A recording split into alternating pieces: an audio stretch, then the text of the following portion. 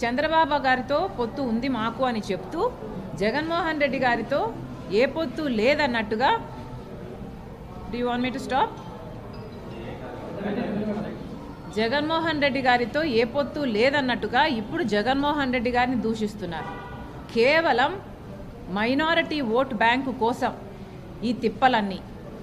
అంటే Hindu vote bank, BJP vote bank, Telugu Desam vote bank ఇంటాక్ట్గా చంద్రబాబు పొత్తుతో ఉండాలి.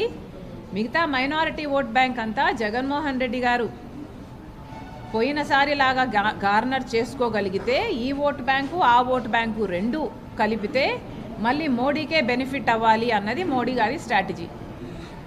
ఆంధ్ర రాష్ట్ర ప్రజలేం పిచ్చోళ్ళు కాదు మోడీ గారు. ఆంధ్ర రాష్ట్ర ప్రజల గుండె చప్పుడు ఒకసారి వినండి. మోడీ గారి మన్ కీ బాత్ మోడీ గారికి చాలా అలవాటిది. మోడీ గారికి ఇలా చెప్తే ఆయనకు అర్థమవుతుందేమో అనిపించింది మాకు.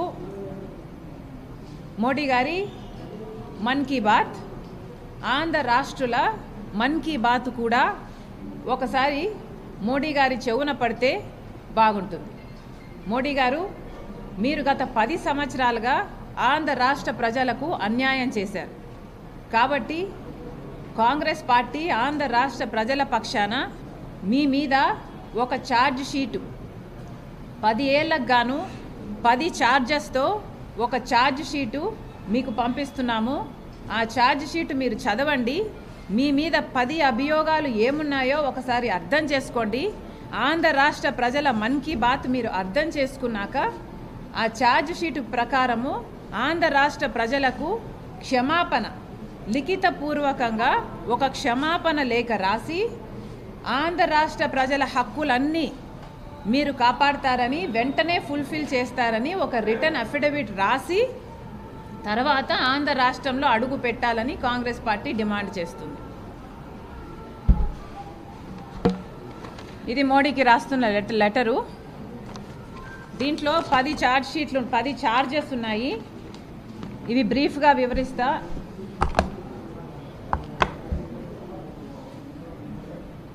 ఛార్జ్ నెంబర్ 1, మోడీ గారు ప్రత్యేక హోదా ఆంధ్ర రాష్ట్ర ప్రజల హక్కు అని 10 సంవత్సరాల క్రితము తిరుపతికి వచ్చి 10 సంవత్సరాల ప్రత్యేక హోదా ఇస్తామన్నారు.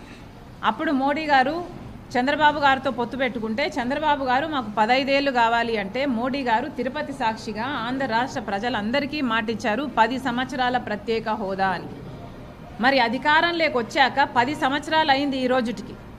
10 సంవత్సరాల కిందట చెప్పిన మాట ఈ రోజుటి వరకు మోడీ గారు నిలబెట్టుకోలేదు. అందుకు గాను మోడీ గారు ఆంధ్ర రాష్ట్ర ప్రజలకు లిఖితపూర్వకంగా క్షమాపణ చెప్పాలి. వెంటనే మీరు ఒకవేళ అధికారంలో వచ్చే ప్రసక్తి లేదు, కానీ ఒకవేళ పొరపాటు